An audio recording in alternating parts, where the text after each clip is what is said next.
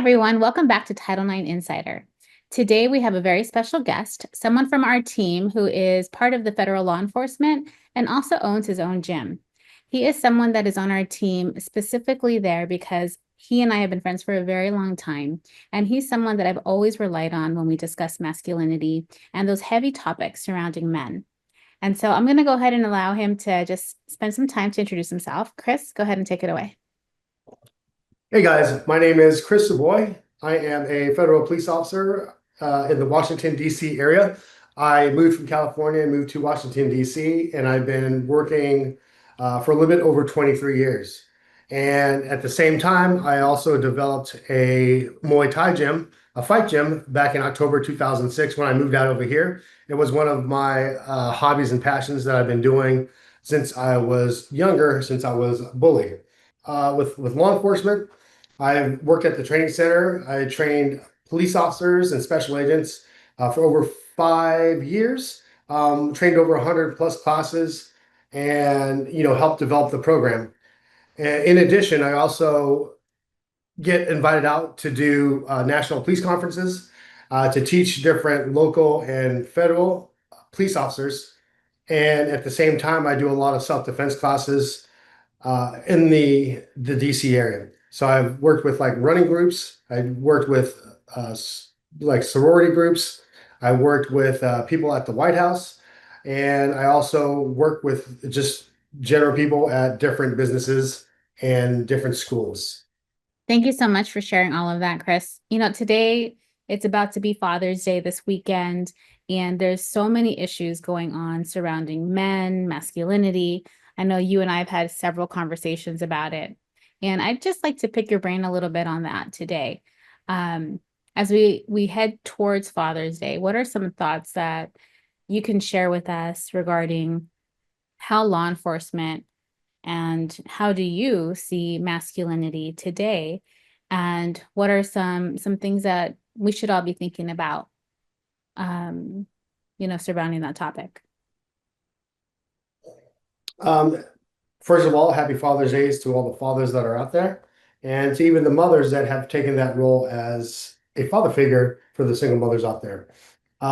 So for me, when you talk about masculinity and we talk about fatherhood, me being in law enforcement, it's challenging to separate the difference of being law enforcement, trying to enforce the law, versus being a father, being pretty much taking that cape off your back, and then being a father and being like a role model. I think with masculinity today, I think it's a lot different than when we grew up like 20, 30 years ago. I think there's a lot of confusion, especially with the media, different political views. The big thing that I always tell Dr. Sandi is, I'm tired of seeing all this like boys in women's sports. I think that a lot of people, they think of Title IX as that, where it's a lot more. So for me, I'm not saying that trying to be a role model. I think it's more of understanding who you are as a person, and then how do people can relate to that. Yeah, I think that's interesting. I think that when we talk about Title IX, thank you for mentioning that right away. People do confuse what Title IX is about. And I think with the LGBTQ topic being, I always describe it as being politically weaponized right now, where it's unfortunately being used in a way that shines a negative light on Title IX in a lot of ways, because at the end of the day, Title IX protects everyone, including LGBTQ, including, men, women, boys, girls. It doesn't matter. It's a protection for everyone from sexual discrimination. And so when we think about masculinity, I think it's important to bring up toxic masculinity, what's healthy masculinity. And so when we think about toxic masculinity, we think about men that are aggressive, hyper aggressive towards vulnerable populations, such as women, other men that might not be as masculine as they are, towards LGBTQ plus communities, sometimes towards minorities, towards others that are just not as strong as those masculine, aggressive men. And so toxic masculinity is seen as negative because why would someone that's aggressive be aggressive towards the other when and if they are not doing anything? And so that toxic masculinity comes out in various ways at various times. And it's an area that needs to be discussed because I think a lot of men do not understand toxic masculinity. I think a lot of the times men are trying to be men and macho and strong, but sometimes they might carry a little bit too far into that aggressive area and forget that they can be a little bit calmer and not as aggressive and or as a bully towards someone else. When you define it as that, I think of the abusive boyfriends, possibly, or the abusive spouses. When somebody is very aggressive, I think for me, working in law enforcement, there's got to be a certain persona that needs to be carried. And if I were to come home and I were to be overly aggressive to my partner, just because I couldn't leave my work, you know, um, just leave my work behind and then just come home. So I can see it being aggressive. For some reason, I keep thinking about the Lion King, about how I guess that it was the dad's name, Mufasa. Mhm. Yeah. Mufasa, where he was a very strong male that's leading the pack, but at the same time, he had his brother who was also an alpha that was very aggressive, but he was using his aggressive behavior because he wanted to be the top dog versus thinking about the needs of I guess, the pack. Also, I just watched the Planet of the Apes.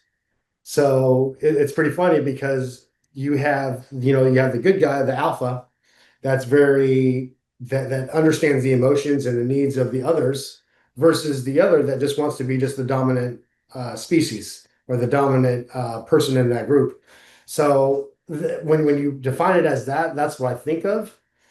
I think that a person can be very aggressive and assertive in what the decisions of the family is being made. I don't know if that makes any sense to you with just thinking about like the different movies that I just watched recently that portrayed that toxic masculinity. I think that's great. I think it's very pointed because of the fact that many times people forget that trauma really does impact men, and men don't know how to react or respond. And what happens is sometimes that toxic masculinity is hidden, where individuals might be asking, or might, where individuals might be acting like a male, be masculine, and yet they may be toxic behind the scenes in their homes, where individuals don't know that.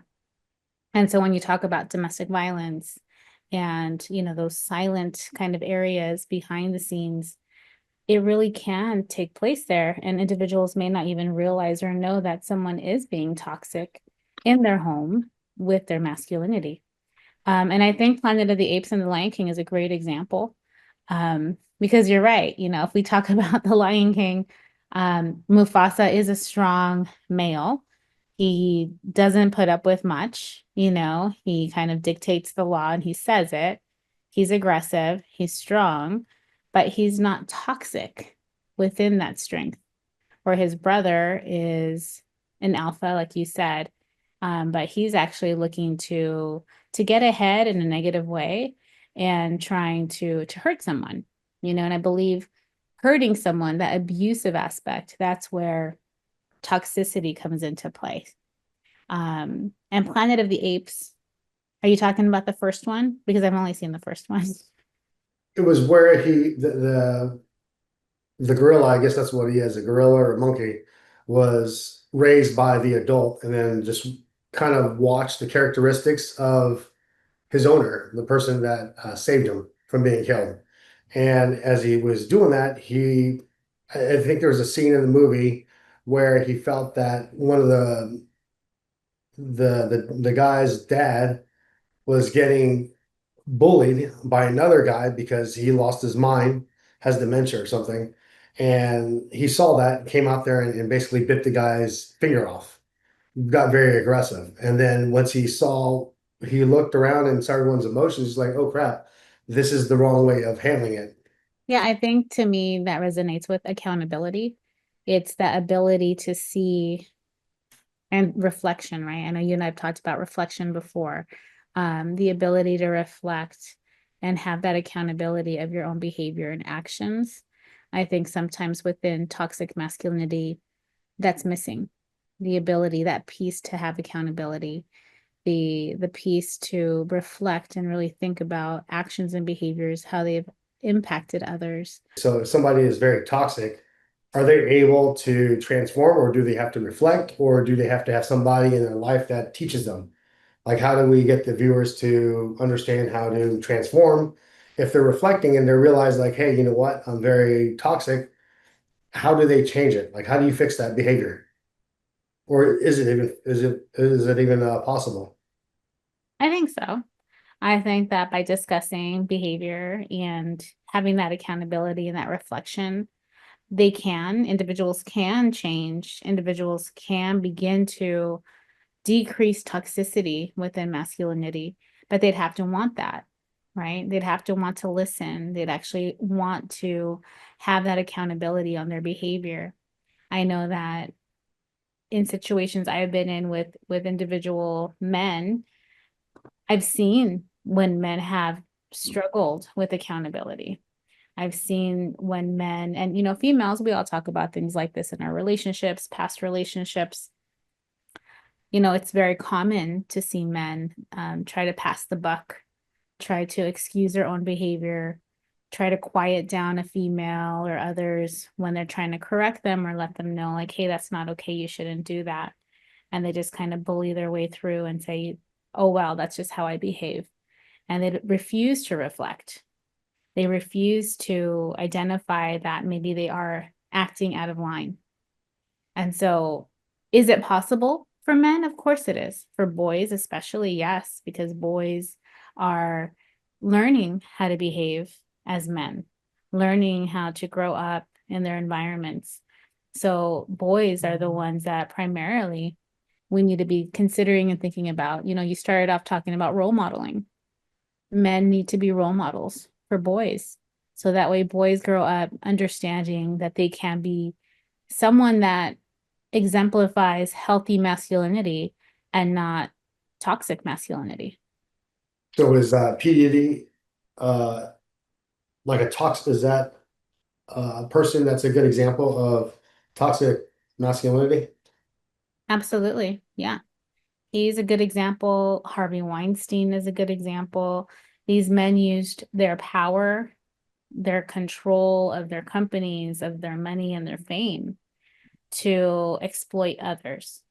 And that exploitation, that manipulation that they used, um, truly is toxic, right? They are making individuals behave in certain ways after they groom them and force them into behaviors and force them into situations, you know, forcing them to do things. And that is toxic all around. That really is a definition of domestic violence and dating violence. So I think the way that you're defining it, some people may say that our current president is toxic. Like, what do you say to those people? Well, Title IX Consulting Group is a neutral organization where we come in and we look at situations through an unbiased lens to offer our expert opinion. When we look at the president, has he shown indications of toxic masculinity? Yes, he has at times. At other times, has he not? Yes, he has.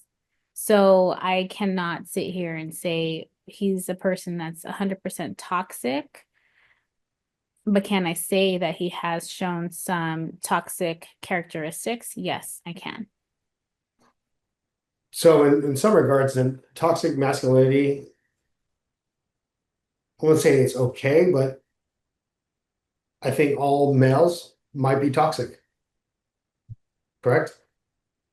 It's interesting you say that, and the first thing that popped in my head is that there's always a bad apple in every bunch. That's what I was thinking. It popped into my head immediately. I started thinking about apples, right? There can always be one bad apple. I think men, there can always be that one bad guy, that one bad toxic guy, the one that really pushes the limits, the one that really is more dangerous, more aggressive than the rest. Now, in between that, can there be other forms of toxicity, some aggression? There's a spectrum of behavior that I always talk about and I've always done research on, which is you go from healthy relationships to unhealthy relationships to abusive relationships. So if I were to do toxicity, it's similar. Someone that's not toxic whatsoever, somewhat toxic, fully toxic. So with that, is every male toxic? I don't think so. Is a good bunch of men, somewhat toxic at times? Perhaps. Maybe sometimes they might bully someone. They might use that privilege of being a male a little to their advantage, which maybe somebody, in an opposite camp might see them as an aggressor or as a rival or toxic. But is it abusive? Maybe not. When I categorize that real toxicity of abusiveness, that's a whole other category. And so I think there's just a spectrum, when we're talking about individuals. So when you talk about bullying, because I think I catch myself doing that, but it's when you play male sports or you're on a team, that's what brings guys together. So obviously, when somebody sees somebody's picking on one person or calling them names, people join in. It also gives that pressure. Like you look at Michael Jordan, because when you go on YouTube, I see these different things on Michael Jordan, how he was a bully, but he's an alpha. And in order for somebody to live up to the standards of greatness, to be a championship winning team, he had to bully those guys. So it's very interesting that when they interview the players that were bullied by Jordan, they were kind of like sheep. You know, they were still great players, but on a team when you have a guy at that certain level, some people say that he was toxic, some people liked it. So what do you say about that? Especially in sports, especially, you know, since I train a bunch of alphas, females and guys, you got to have a certain personality to do the job. Like in order to catch a wolf, you got to be a wolf. Yeah, and again, going back to that spectrum, right? As long as the individuals are not leaning into abusive areas, then it's not considered abusive, right? That's that level of concern that I think we need to all have about masculinity. Now, here's healthy and unhealthy. Maybe Michael Jordan was maybe considered unhealthy to some, like I mentioned earlier, because, he's bullying them, he's in their face, he's yelling at them. And as you describe them as sheep, so these other guys are completely this non-toxic, very healthy kind of personality that doesn't have that edge to them. But in both scenarios here with both situations, neither one of them, I believe, is abusive. Abusive, that category of abusive would go to a whole other place. When I think of abuse, I think of physical abuse. Um, Toxic, it basically messes with the person's mind or the person or I don't know if we want to call them a victim. It messes with the victim's mind, correct? Where it changes them and transforms them to something to be more negative. Yeah, toxicity can affect somebody negatively if you're making fun of them because of their classification as LGBTQ plus, for example. That could be seen as toxic, if you're putting them down, and it really does trigger them. It really does impact them. Um, But when we think about toxicity, like you asked earlier, is all tech is every male toxic? And I don't believe so. But is every toxic instance abusive? I don't think so. Could be good, it could be bad, depending on the person that it is, I guess, projected at, correct? Well, I don't know if it's good to be toxic. But I can see what your point is regarding sometimes that extra aggression from somebody might be viewed as toxic. But if Michael Jordan wasn't sexually abusing somebody, wasn't physically assaulting somebody, should we really call him a toxic like male person, that's abusive? I don't think so. So let's talk a little bit about healthy masculinity. What, as a guy's guy, someone that I know that trains alpha males, works with alpha males. I mean, I've seen you guys. You guys are aggressive, tough on the streets because you have to be. You don't want to be shot at. You don't want to be attacked. And so, what does it look like for law enforcement or for someone that's going to do MMA at the end of the day when you're calming down, when you're at home? What should a healthy male look like? It's hard for a lot of the guys and women to leave their work behind at the end of the day. And the reason why is that, as a federal police officer, you're on 24/7. Like you're always on call. Like even though we're not getting paid, if something were to happen, we would have to respond. So I know that a lot of the guys that I work with, we call them hard chargers. Like they're always on. Even when you see them outside of the job, you can see that they still act that way. And is it healthy? I would say yes and no, I guess depending on the person, like depending on the wife, depending on the spouse, how they view it. Um, but I think like when you're ingrained into a culture, the one thing that we always talk about at work is Shawshank Redemption, the movie, where the guy was been in jail for majority of his life. And then when he gets freed from prison, he doesn't know how to act because that's all he knows. Same thing with a lot of the guys on my job. When they retire, they end up dying like 5, 10 years later. They're just very bored. They don't know what to do with themselves. So I think healthy is learning to separate job and family, hobbies. And then also when you're getting to like a specialized team, like a SWAT team, like classroom instructors, counter sniper, Trek, it's like those guys, they basically stay together. So they're like in a pack. So even though they're not working, guess what they do? They still hang out with each other outside of work. Their families, their spouses, they get together, and it becomes like this little culture, and it's acceptable in that particular group. But then when the outside groups are looking in, they say that this is weird, or like these guys are very aggressive. So I guess it just really depends on the culture that you put yourself with. For me, it's like I hang out with some of the guys at my work. A lot of the times when we're going on trips overseas or nationwide, it's like guys kind of hang out in packs together. Um, so I think there's some acceptable behavior just because it's all of you known, and then you were taught by people that were there before you. What about healthy relationships with men that are like training at your gym? I know that I've seen some hyper masculinity there, but then the guys tend to kind of calm down as they walk away. And I ask that because I think many times people might observe men and think, oh, we need to be aggressive all the time. And if we do sports, we got to be like really tough all the time. And I don't believe that's the case. Can you talk a little bit about that? It's like it's the difference in mindset.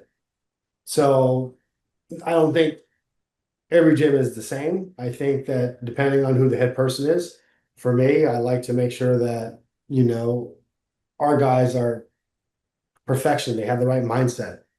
Some schools they're just there for the workout. So depending on the school that you go to and train at, and then also who the head person is or who the top person is going to determine how the students react. I think one of the things that I remember was asking a student years ago that he improved really fast. And in like 3 years, he became really good. And I asked him, I said, what's the difference? What are you doing on the outside? He says that he's training 20 hours outside the gym every week. He's watching YouTube videos, he's studying footage. And then I asked him, why did you choose our gym versus others since you did go around and looked at the other gyms? They said that when he looked at the instructors, the head person, the owners, he says, and then he looked at me, he says that he wanted to move like me, not like those other guys. So there's a difference in the way that you carry yourself and the way that people look at you. So I think that for me being an alpha to me, especially owning a gym, is making sure that I make other alphas that are able to make the decisions. So I don't have to be there. So if I'm not there, then we know that somebody else can step up to the plate. Mhm. Great. And so with Father's Day this weekend, happy Father's Day, by the way. Um, what is something that you would advise men to think about in order to be a healthy male that is not abusive? Because that is what Title IX Consulting Group stands for, right? We don't want any form of abuse or discrimination to take place. So, what is it that you think men should be thinking about or considering when they think about their own behavior? I think be assertive in your decision making, understanding that whatever your decision that you decide to take, how does it affect the other person? Think about all sides of what you need to make a decision of. Um, I think for me, it's very hard because I own a gym, because I am law enforcement. I've been on the job a while. It's that I already understand in my head that when I make a decision, I think about the consequences that are going to happen with the decisions I take. I think guys got to learn how to turn it off and turn it on at certain moments, but being very delicate. I always think about the Detroit Pistons when the coach back in the day said that the Pistons can turn it on or turn it off like a light switch. So I think me working law enforcement is to be able to turn it on, and then when I leave work, I should be able to turn it off, and then try to get into that. Let's say the safe space. I guess that might be something is like a safe space, and just try to be more of a family man. The one thing I always wanted to do was be a better father. I think me having stress at work, working, forced overtime, um, and things that we deal with and see with on a daily basis, it kind of puts that effect on you. But knowing that I can retire the end of next year, I see a light at the end of the tunnel and things don't bother me as much. So I think for males, I guess think before you speak, but be able to react accordingly and to really understand like all the parties involved.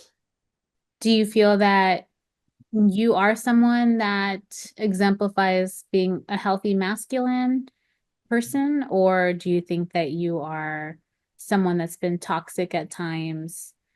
I mean, I've known you for almost 30 years. I've never seen you as an abusive male. Um, how would you describe yourself? Like if you were to be really honest, because I think it's important for men to really reflect and think about that for themselves. So I was described by one of my supervisors as a grenade. You don't know which Chris Aboy is coming to work. And I thought it was very interesting because when he told me that, I started reflecting, when would I get upset? And I think the time that I got the most upset at work and would battle with all the supervisors and went, face to face with them is when students were getting hurt. during the training sessions. And then I knew that, hey, you know what? I can lose my position over here, but my values were a lot more to me, knowing that I stood up for people that were getting hurt or being discriminated against. Um, I think Muhammad Ali, I remember reading something about how he was drafted into the military, didn't believe in the war, so he went to jail. And ever since I was removed from the training academy, I was able to look in the mirror every single day and be proud of what I did, even though I got removed. And then because I saw over 100 plus classes in that 5 year span, a lot of these agents I see on the road, or when they come back to DC, they hit me up because they remember me being like a very good instructor and a person that actually looked out for them and wanted to make sure that they do their best. And I think what we're talking about here is, being an alpha, being someone that is strong and aggressive, hopefully reducing toxicity, and definitely not being abusive in any which way. And so I think with that, I thank you so much for joining me today. I hope that this conversation serves in some capacity in a positive way for everyone out there looking at Father's Day, looking at masculinity right now, and, just kind of trying to place where you stand with toxicity, with being an alpha, and or just being a male in society right now.